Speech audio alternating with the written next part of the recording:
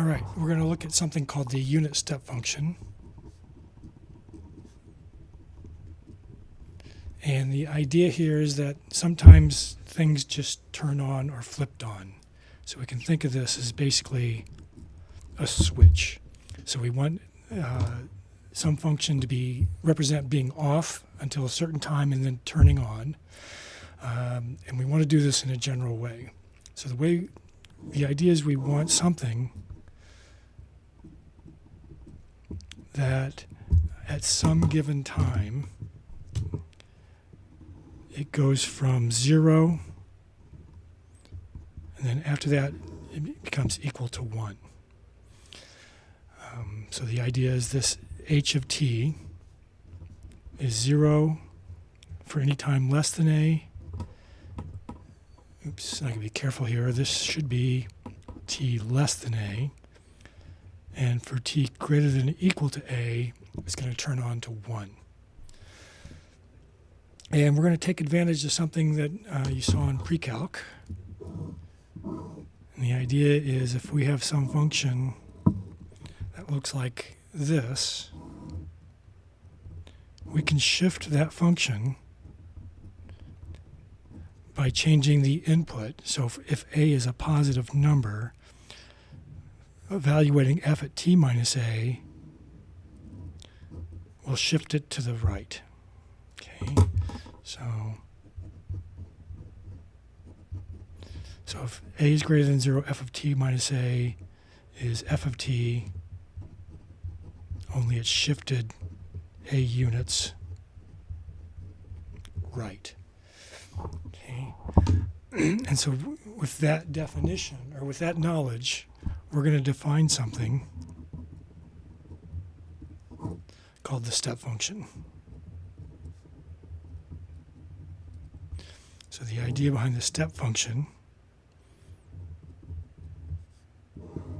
is the place where it turns on is going to be at 0. So for t less than 0, it's going to be equal to 0. And then t greater than or equal to 0, the value of the function is going to be equal to 1. Okay. So what does that mean? That means then that algebraically we have our step function is defined to be 0 if t is less than 0, and it's 1 if we're greater than or equal to 0. And the reason we're going to do this is that when we look at the Laplace transform and looking at differential equations, it turns out to be a very convenient thing to work with. So under this definition, if I evaluate the step function at t minus a, now it's going to be 0, in this case, if t minus a is less than 0, or t is less than a, and it's going to be 1 if t minus a is greater than or equal to 0, which means that t is greater than or equal to a. So with this definition, the step function evaluated at t minus a, so this is t, is going to be 0, at t is less than a, and then at a, it flips on and immediately jumps up to 1. Okay, and this turns out to be something very convenient to work with. The reason being then is if I have a function that looks like some f of t times the step function at t minus a, then this is basically going to be 0 if t is less than a, and it's going to be f of t if t is greater than or equal to a. Now, having said that, using different indices in here is going to be a little bit of an issue. So we're going to play games so that we work with something like this. So we're going to evaluate our step function at t minus a, and for mathematical reasons, this is just going to be nicer to deal with. So let's look at a couple examples.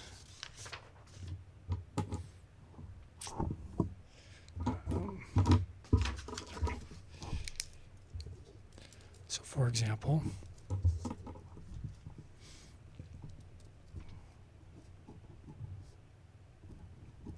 Suppose I have voltage in a circuit.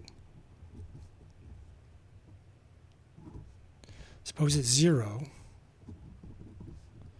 but at t equals 3, the battery jumps to 5 volts. So the idea here is that for my battery,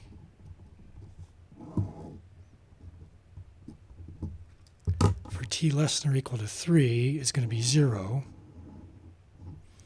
But then at t equals 3, the switch is thrown and it immediately jumps up to 5 volts. Okay. Because of this, we can write this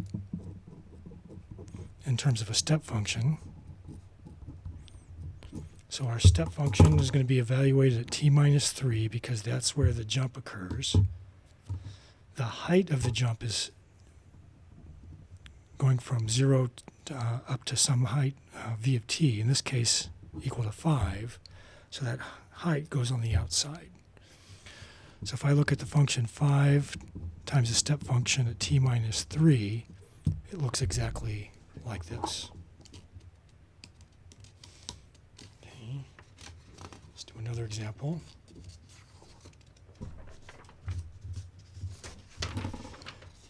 Okay, so in this example,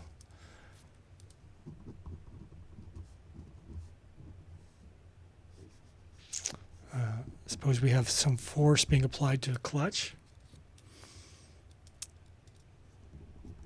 at t equals 1.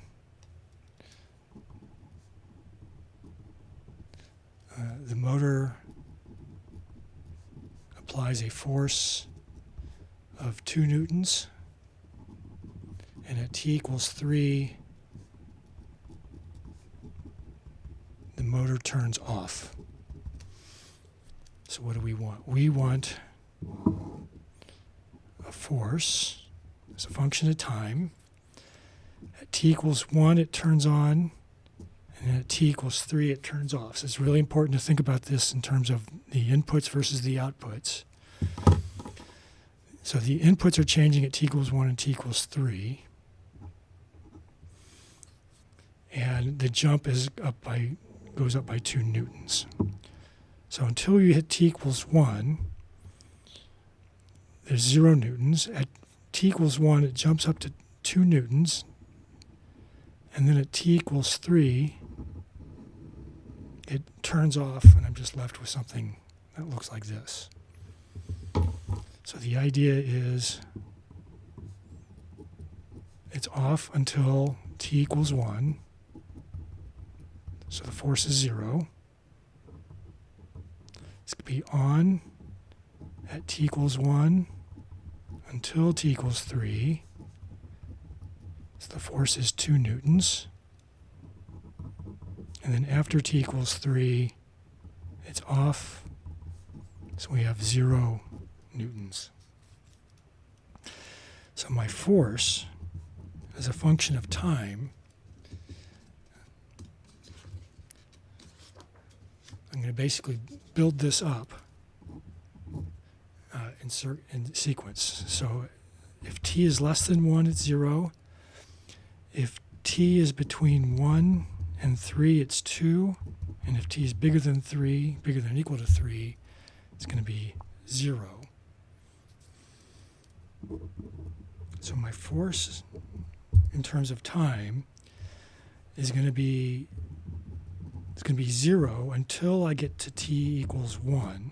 So at t equals 1, it turns on, and the magnitude is 2. Now at t equals 3, it's going to turn off. So for any time bigger than t, this is still going to be equal to 2.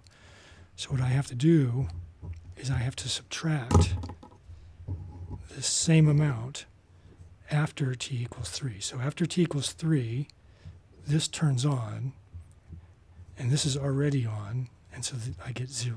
So another way to think about this is if t is less than 1, this is off, and this is off, and I get 0. As I go past t equals 1, this turns on. this remains off, so I'm just left with this term. Up until I get to t equals 3. At t equals 3, this second term turns on, the first term remains on, and they end up canceling each other. Okay. Let's do another example.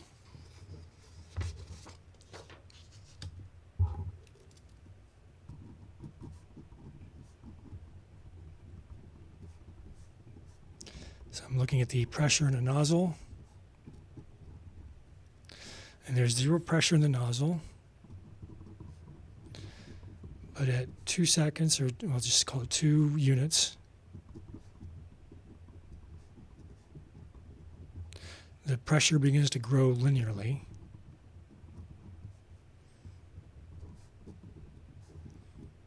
And then it's going to shut off at t equals 4. At t equals 4, the maximum pressure is 6 newtons per meter squared. Okay, so when you're doing these kind of problems, the goal here is to write as unit step functions.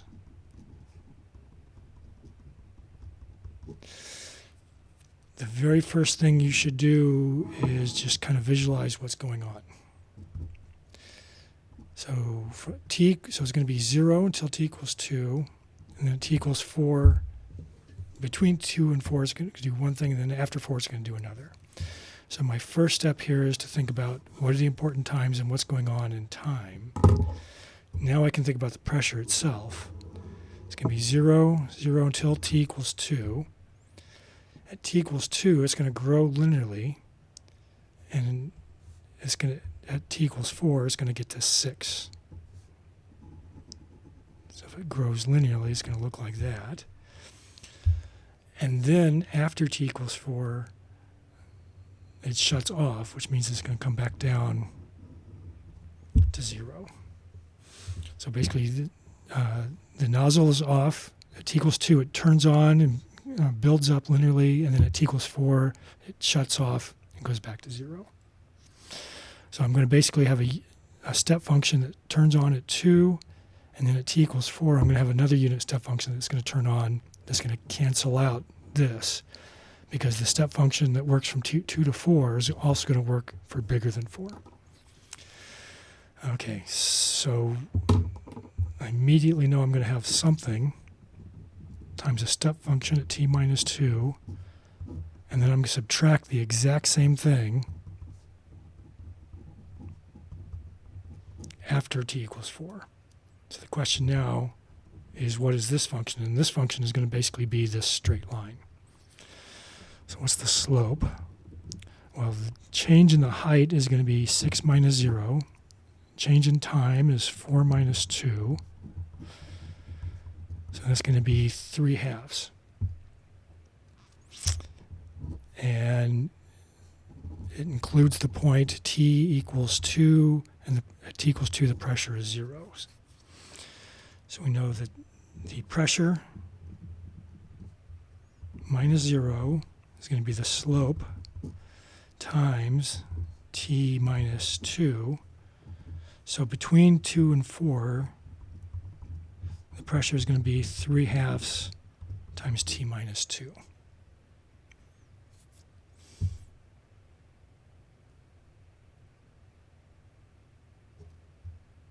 Oops, I made a mistake here. This is 4 minus 2. That should be a 2 there. I apologize. This is why you should go back and check your work. So really the slope is 3, which means this slope is 3. Sorry about that. So we have the pressure is 3 times t minus 2. Is that correct? 6 minus 0 over 4 minus 2? Yeah. Okay. All right, so that means then the pressure is going to be something times the step function at t minus 2 minus something times the step function at t minus 4. And in this case, the something is going to be 3 times t minus 2. So notice if t is less than 2, this is all 0. This is going to be 0. And then at t equals 2, this becomes 1, and I'm just left with this.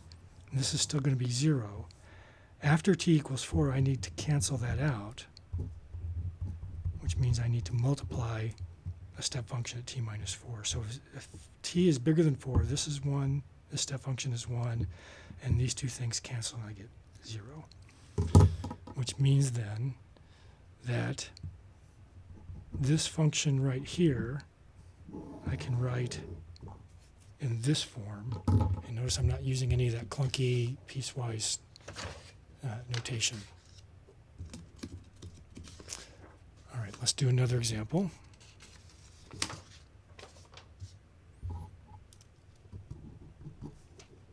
Suppose I have a function that looks like the following.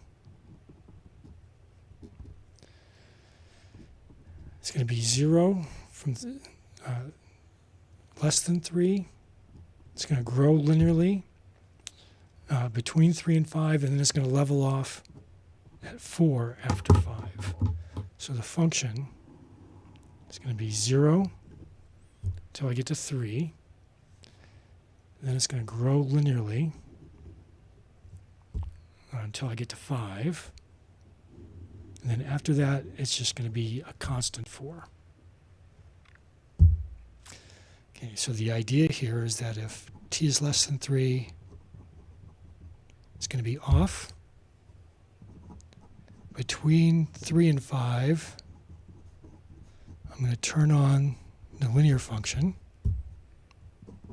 And t is greater than 5, I'm going to subtract that same linear function, and then I'm going to add 4. All right, so what's the linear function? So the linear function, the slope, so the height change is going to be 4 minus 0. Change in time is going to be 5 minus 3. So that's going to be 2 units, slope of 2. And it's going to include the point t equals 3 and g equals 0.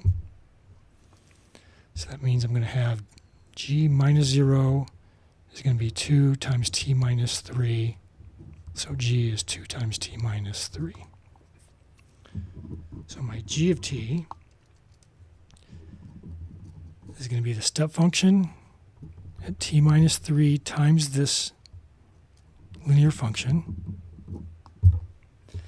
Now notice so far, if t is less than 3, this is 0, everything is 0, and it works. Once t becomes bigger than 3, it's going to increase, and I'm just going to be left with 2 times t minus 3, and this part is 1. Now t minus 5, I need to turn it off, so I need to subtract off this function. The problem now is that after t equals 5, this step function is 1, this step function is 1, this minus this is 0. I'm just left with 0. So I need to add the part that's going to bump me up to 4. And that's going to be 4 times the step function at t minus 5. Okay. So this function here can be represented as 2 times t minus 3 times the step function evaluated at t minus 3 minus 2 times t minus 3 times the step function evaluated at t minus 5.